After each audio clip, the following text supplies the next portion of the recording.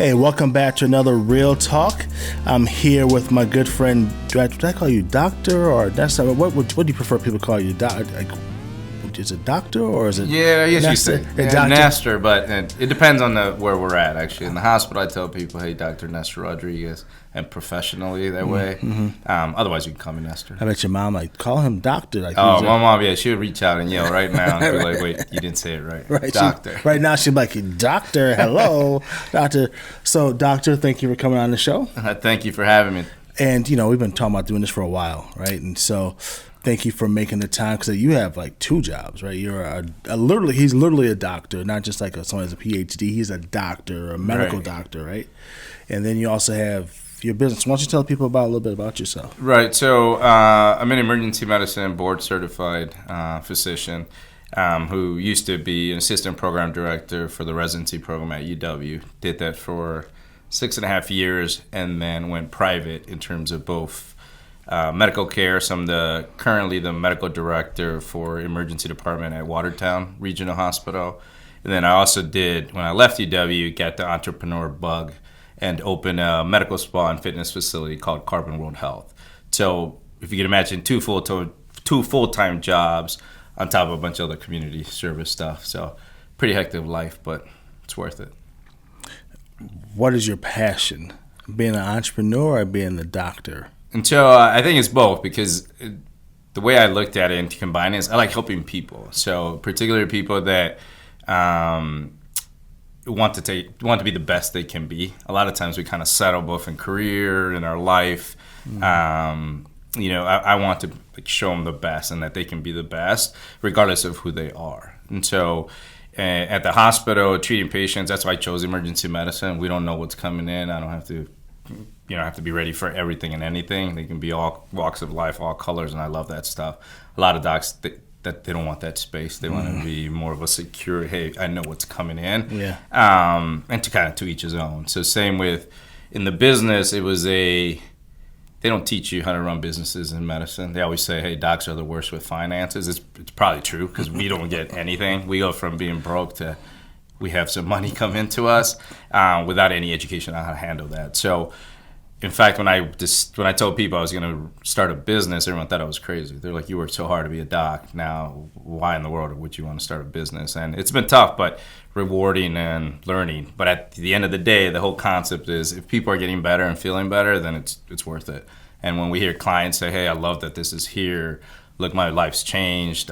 You've been to our facility, and I don't know how much you want to share about your progress, you've gotten health and you feel better. Those are the things that make it worth it. So, why become an entrepreneur though? Most people become entrepreneurs usually out of necessity or of a need, or they just have a strong vision for something. But it's usually they feel like there's a necessity, there's something I have to do. Did you feel like why become an entrepreneur and why? Yeah, so for me, it was always ways of, okay, how else can I, personally push myself and what aspects. Always wanted to be, I think I had that business bug, but I went to undergrad. I went to Yale University. And you went to Yale? I did. First with my family to go to high school, college, and thereafter. So I have a funny story about Yale, but I'll finish this really quick. So I always had a bug for business.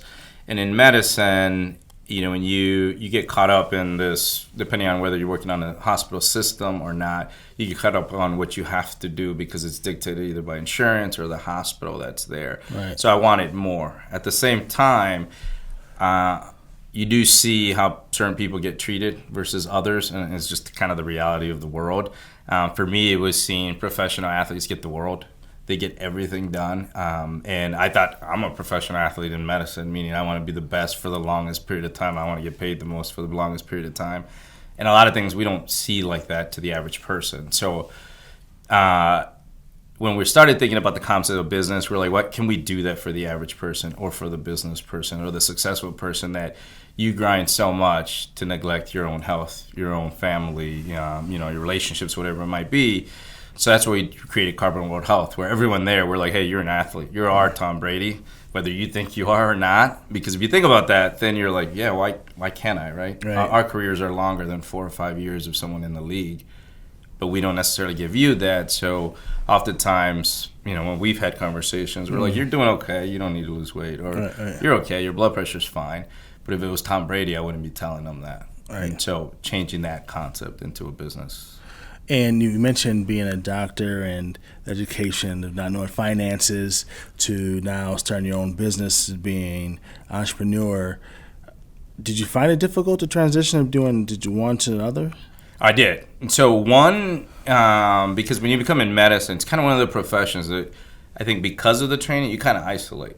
And so when I started thinking about business, I was like, who's around me can help me with business? And I had no one, because everyone was just doctor, and patient care. Mm-hmm. So I didn't have those mentors who were like, what could I do? What do I need to do? What are the next steps? How do I even get money, right? So there's positives and negatives in that because you have an MD, you get access to more resources right off the bat without having to prove yourself. So I'll be honest about that. And that comes with financials and loans that maybe other business owners struggle more with. Mm-hmm. But in terms of marketing, in terms of where you start, in terms of people believing in you as a business owner, it's not there because you're seen as a doctor. You're like, why are you coming into our space?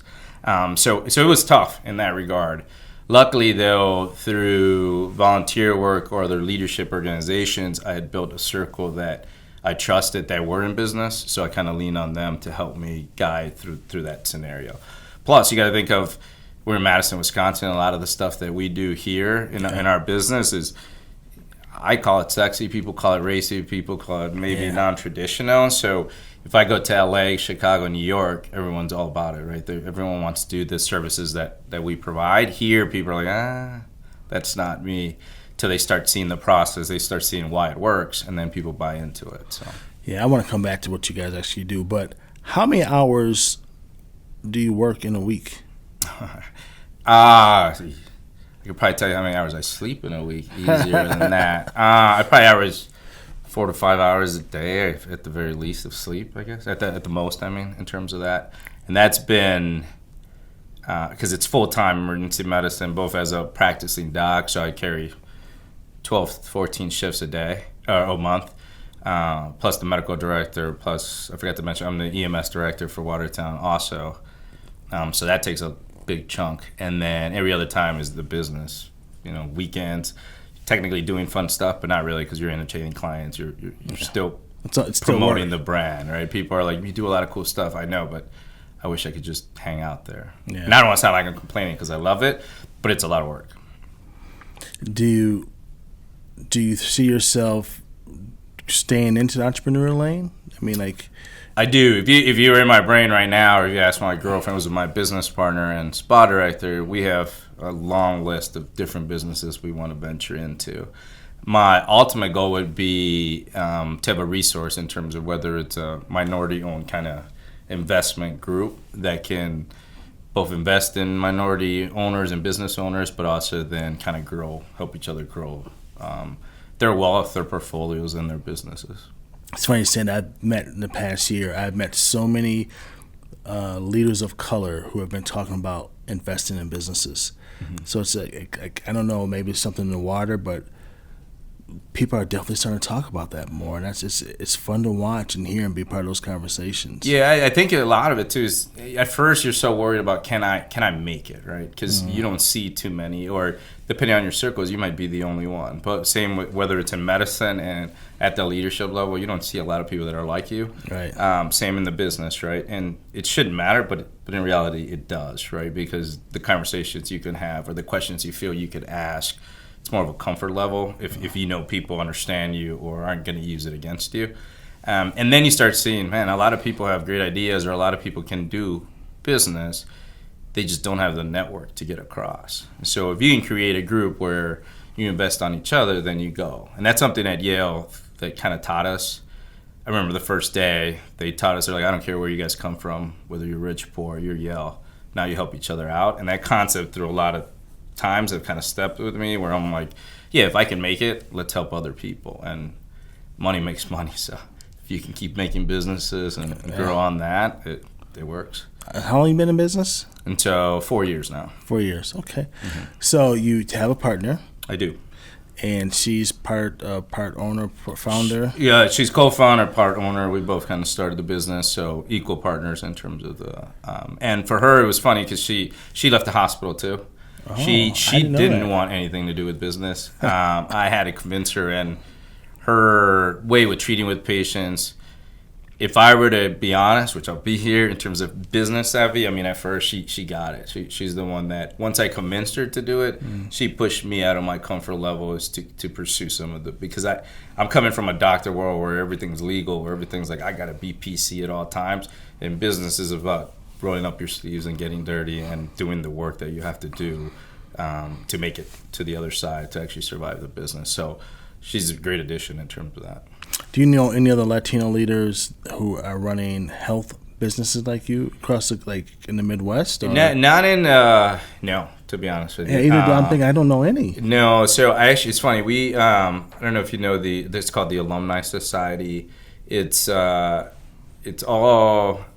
underrepresented leaders, I guess, across the U.S. You have to have gone to Ivy League and I think 4 other schools, and you get invited to it. And as of 6 months ago, I got invited to apply, and I made it into the group. And within there, it's usually the leaders are within a health organization. So CEO of a company, CEO of a hospital, but not too much in the health fitness world in terms of the data, like its own business. I don't know. I can tell you in the Midwest, I can't think of anyone off the top of my head. That's awesome. So you're doing big things then.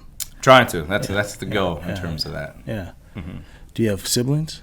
I do. So I have a little sister. I have 2. I have an older sister who is actually my cousin, but my mom raised her, so we're like sisters. Yeah. She's in El Salvador. And then my little sister, who's actually following in my steps. She's a second year at Michigan State. That was my question. Did that impact your siblings, what you're doing? Did it impact She did. So it was in a unique way with her. She impacted me to go to medicine, actually. So she was... and so I wanted to be a Navy SEAL when I grew up. So I was born in El Salvador, left when I was 6 because of the Civil War. My mom had already come here, and she was a housekeeper.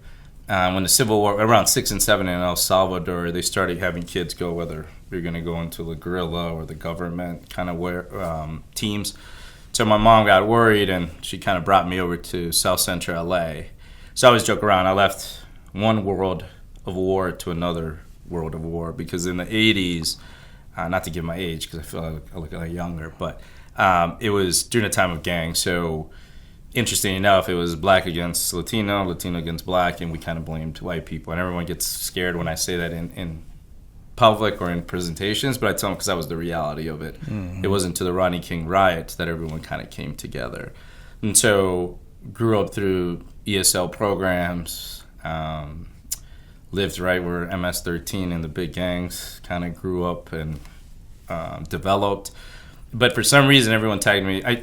I must have said I liked medicine because they all called me Doogie growing up. And I think it was more because my mom was strict and I had to keep the grades to do anything fun.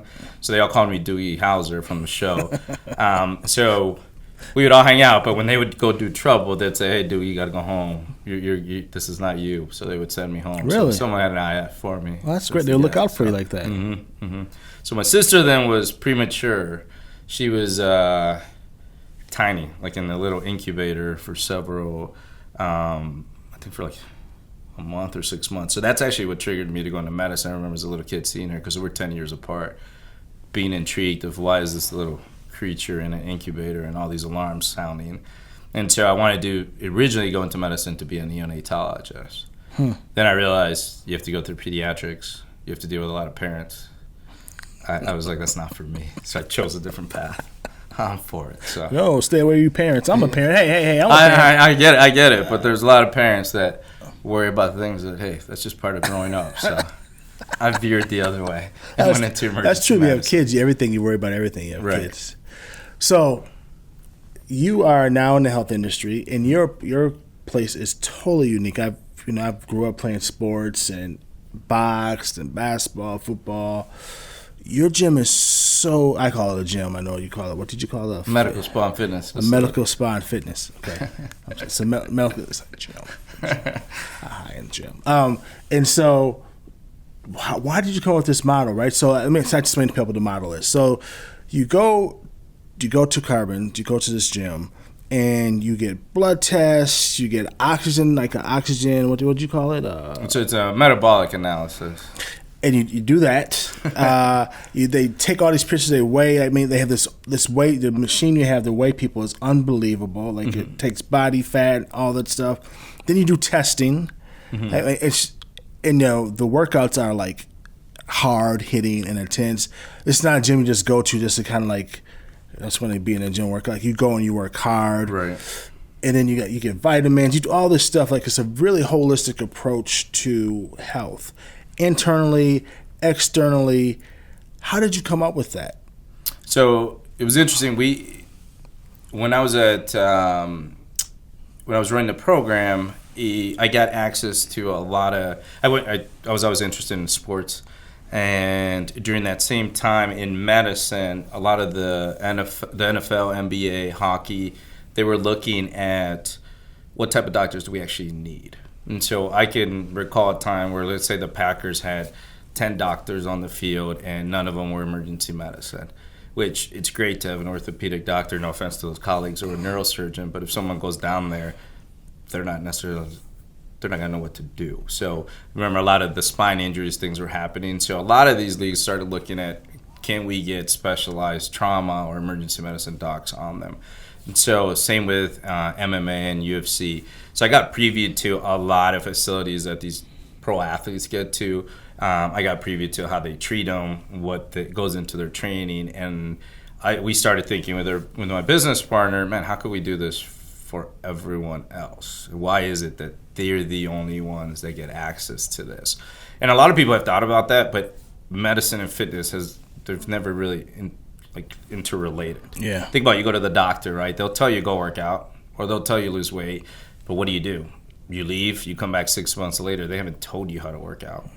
They've been told you how to lose weight. Yeah. So then you come back and you're the same person.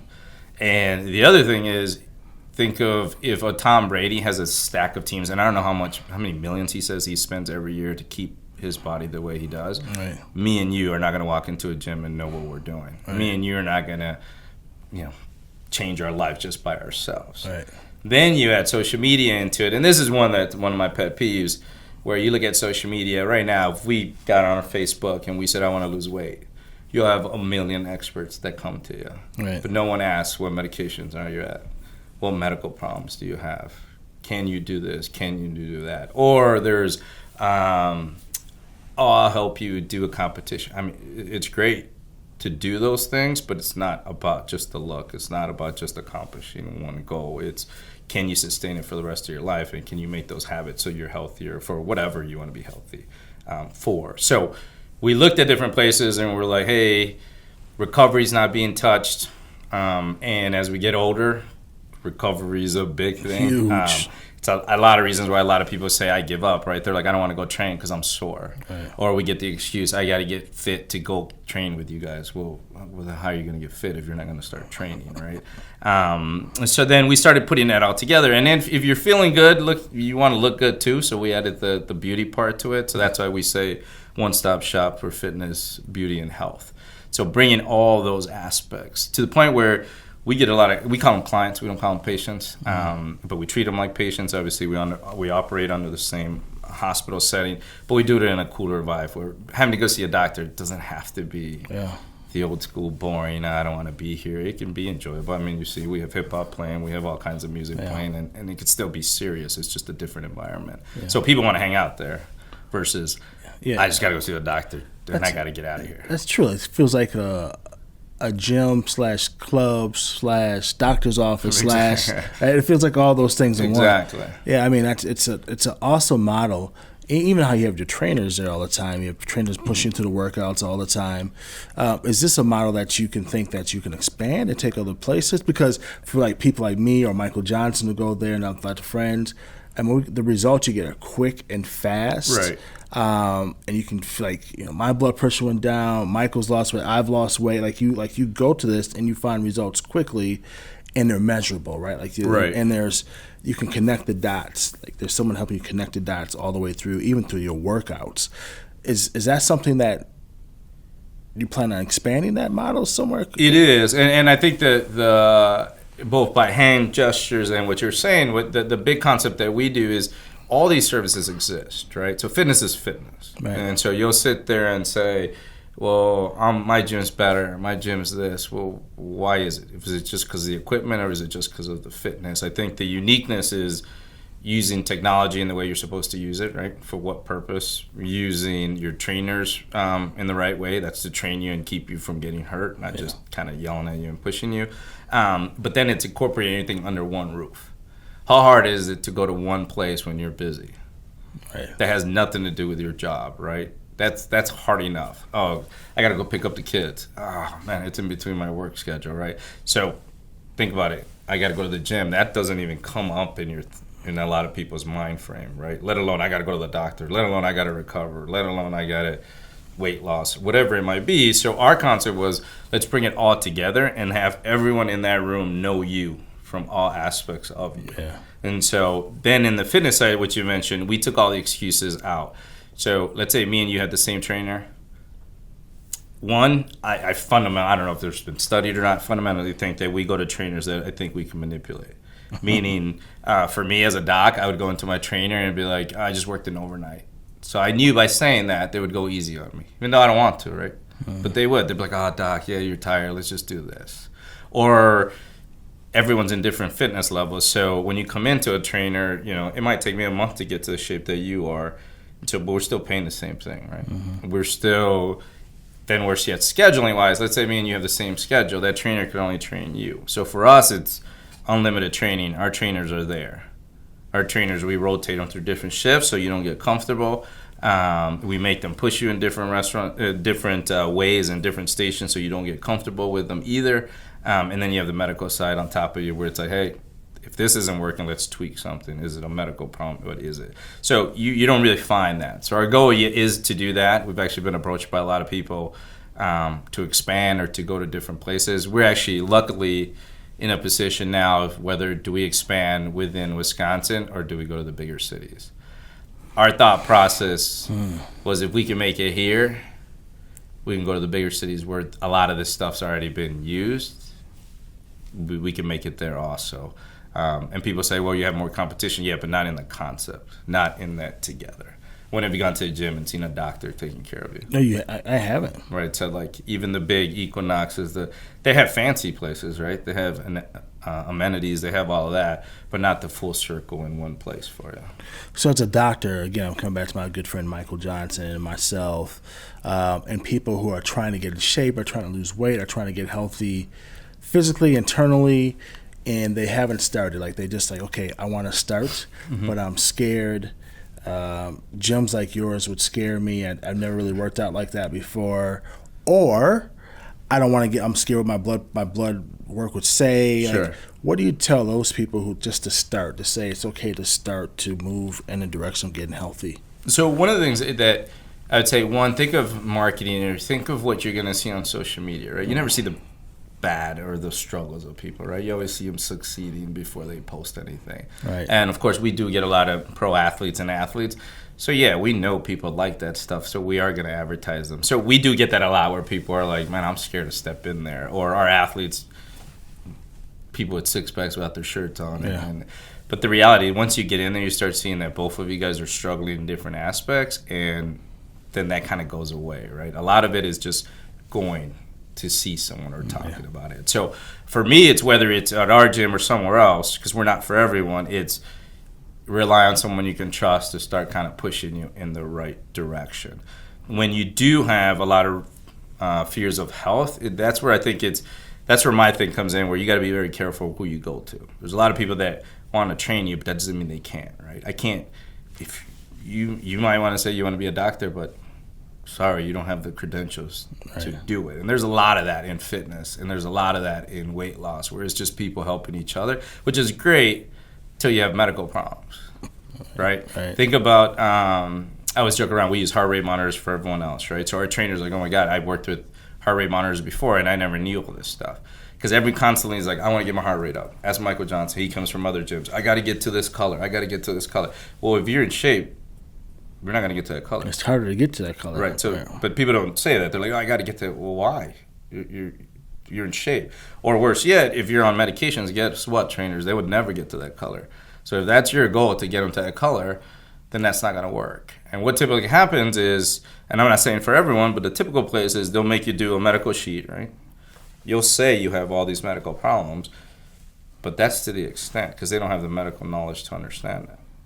Right? They don't know what these medications are. They don't. So we get, for us, it's kind of cool to see, and you probably have met them, where people came in with serious medical problems, with people that couldn't even walk. And now they're in there. It's great to see them with their shirts off, working out, giving athletes crap that they could do it better than them. So for us, it's at least for our place, is, hey, come in. Don't let it be intimidating because there's someone like you there.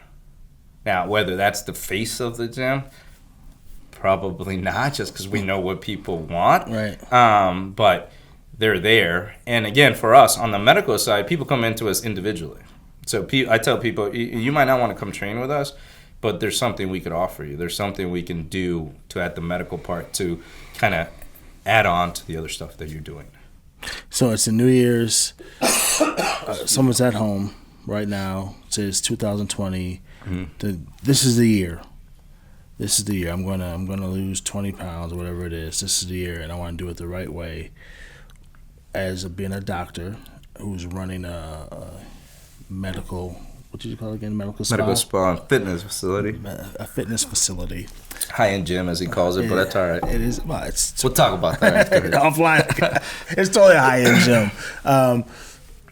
How do they start? What were you telling them to start? What are the things you tell people to say, today, this is a year, I want to get healthy? Where do they start? So I think one of the things you have to be realistic of where you are and what you want to accomplish, right? You get motivated. It's the new year. And studies have shown that by end of February, early March, all those goals are gone, right? So one is you have to have measurable. Same in any industry, right? We talk about SMART goals where they're realistic, they're measurable, they're timely, right? And for me, it's timely is the big thing, and measurable. Like, what are you trying to accomplish? What you hear is, I want to lose weight. Well, how much weight? Mm-hmm. And as you learn with us, muscle is heavier than fat. So just because you haven't lost weight doesn't mean your body has changed, right? We get tons of people that come in, my clothes are feeling better, I look better, but I'm heavier on the scale. Wait, excuse me, let's run this back, and let me show you that you look better. Right. So you have to be, where are you, and what do you actually need? Do you need...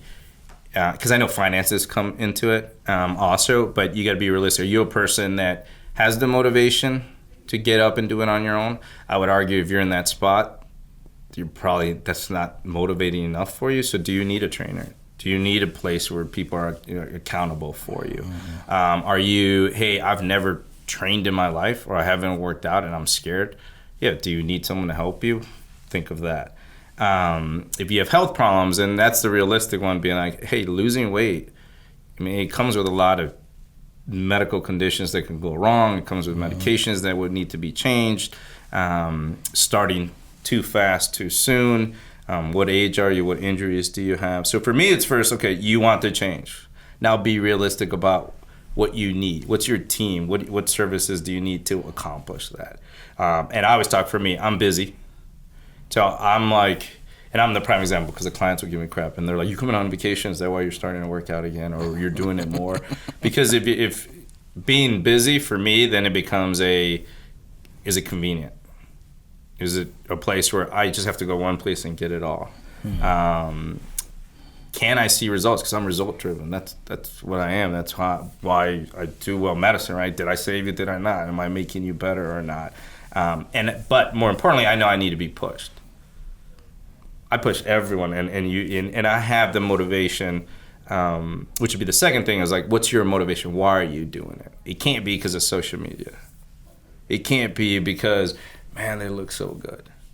Because if that doesn't drive you, you can still say, man, that looks so good, come to 2021, and you haven't changed anything. What's your motivation? So I look at people and I tell them, why are you doing this? It's got to be an internal one. Why I work so hard is because of my family.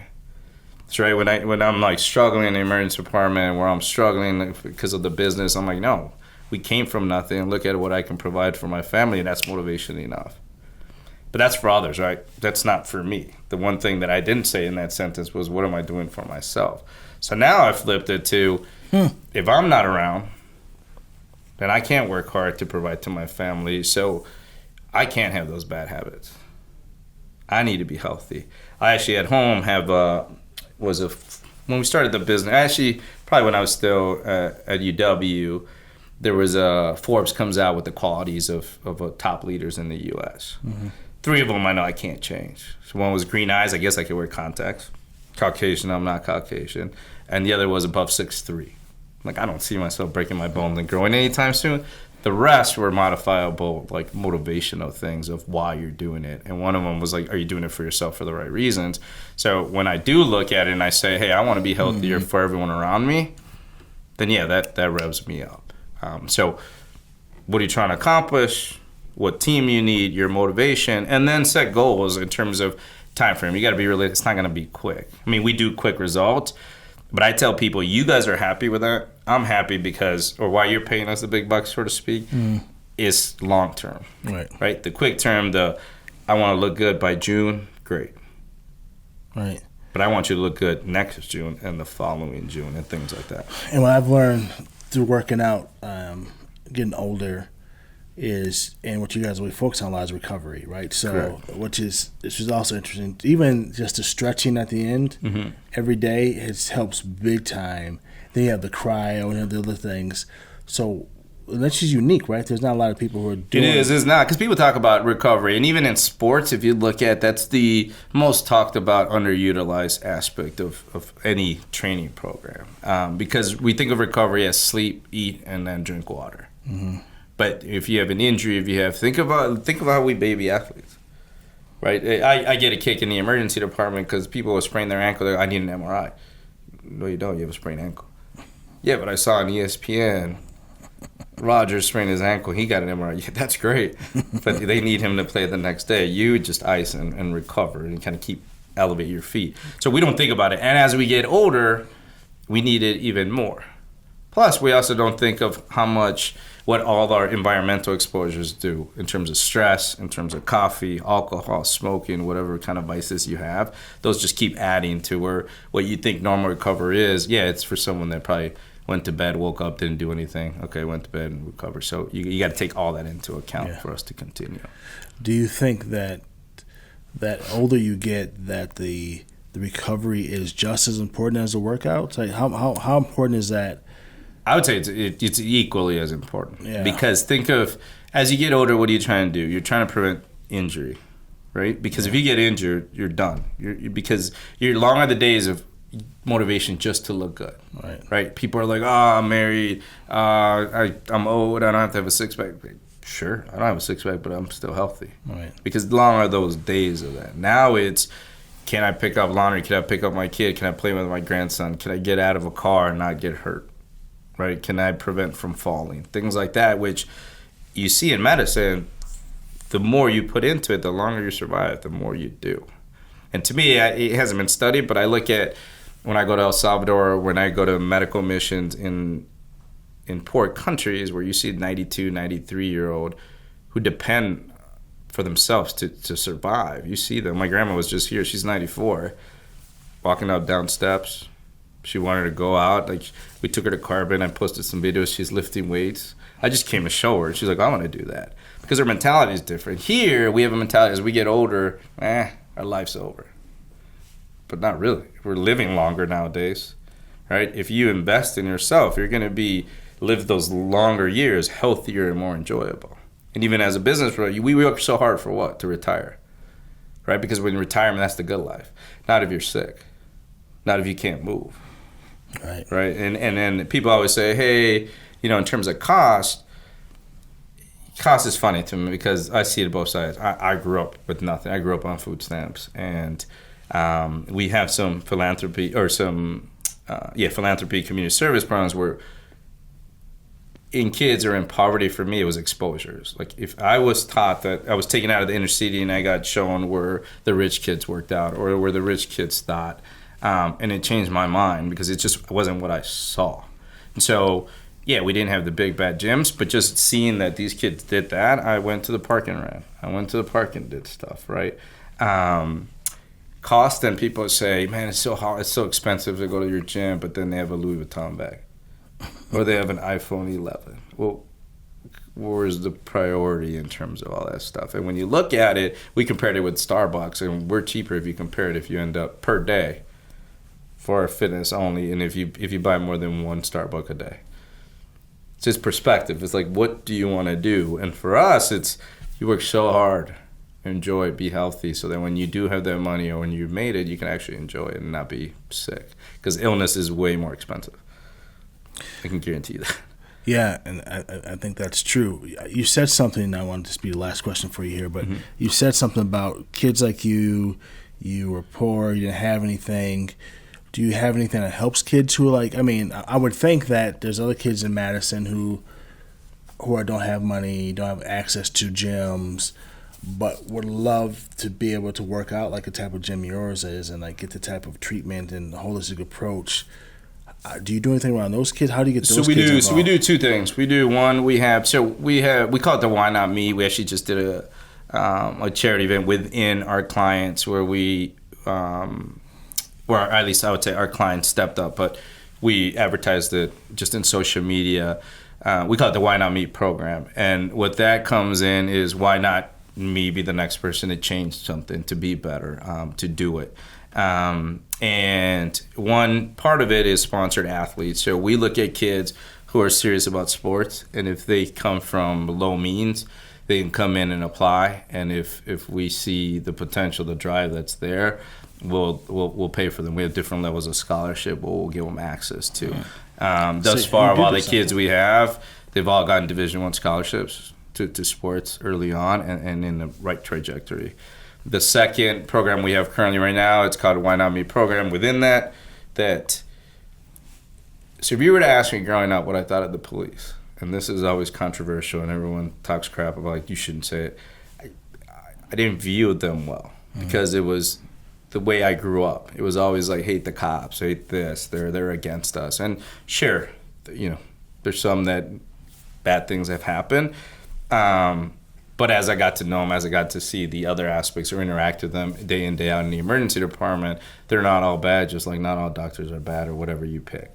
And so for me, it was how do I break stereotypes and what could we do? So we started a program with the Madison Police Department where their interventional unit there's like 5 officers that volunteer and then different officers come in. They volunteer some time every week to come in, and then we have a group of inner city kids or at-risk kids come in that have to apply too. So every Monday we give them, they have to train side by side, and then the more important part in my book is they have to spend an hour of mentoring. So we cover hard topics in terms of what do you guys view of each other, what do you view in your interactions, and then you start teaching them different lessons, right? At the end of the day, I always joke around with the kids, hey, it's always good to know an officer. So if you don't learn anything, you got an officer as a friend. If something were to come up, right, you got someone that's there, right? Because the more you grow and the more connections you have, the more you realize things like that matter for us. Right. So then we're looking now in terms of female, young teenage empowerment, because our biggest thing with Ashley believes in females got it. I mean, some of the stuff, man, they're 10 times, 100 times better than we do. It's just, do they have the drive or someone mentoring that they can do it, right? And the more you see a lot of things that we can say, they say, it's perceived differently. We know all the kind of the stereotypes that are out there, but we're trying to empower them to grow and to become business owners and do it, regardless of what socio-economical means. You think about sports, like we always put programs, right? Athletes come back and they'll teach you how to play football and spay one day in camp. Great. Or you take kids to play basketball. No offense to those programs, but like for me, it was the programs I grew up in LA were inroads. The programs that were like, you do cool stuff, but you also then have to mentor and dive into deeper so that it's out of your mindset, right? Because otherwise, it's no different whether I'm playing basketball with you or Star's playing basketball. It's cool. But did I learn something when I go home? Not really. Right. So we do those programs, which we're pretty proud. We don't advertise too much about them because we honestly we just do them because we want to help. But as we start staging more and trying to grow them more, then you'll hear more about them in the media for us. So you're doing a lot. We are. You're doing. It's a blessing. Well, thank you. It is a blessing. I just like your business model, man. The business model is awesome. And you being a doctor / CEO, entrepreneur is awesome.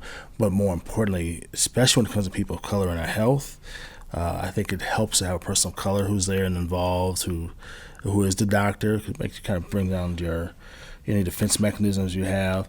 And I really like the whole. I mean, I've gotten a lot working out there, man, like a lot.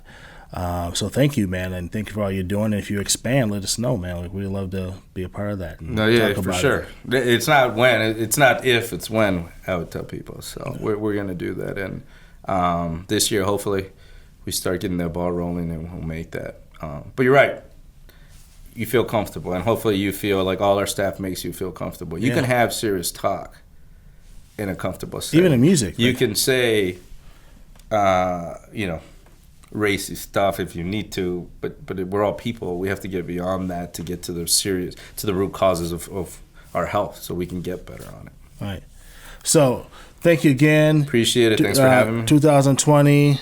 Get healthy. Get healthy. Your health is so important. Without the health, you can't do anything else. Can't be a good father, can't be a good mother, be a good partner. You can't be good at work. I mean, so your health is so, so important. So go check out his gym or whoever's gym, but try to get healthy 2020. We need all of you to be healthy, and so we can keep moving the city forward and the state forward. Thanks again for Real Talk. See you next time. Thanks, brother. Perfect. Thank you.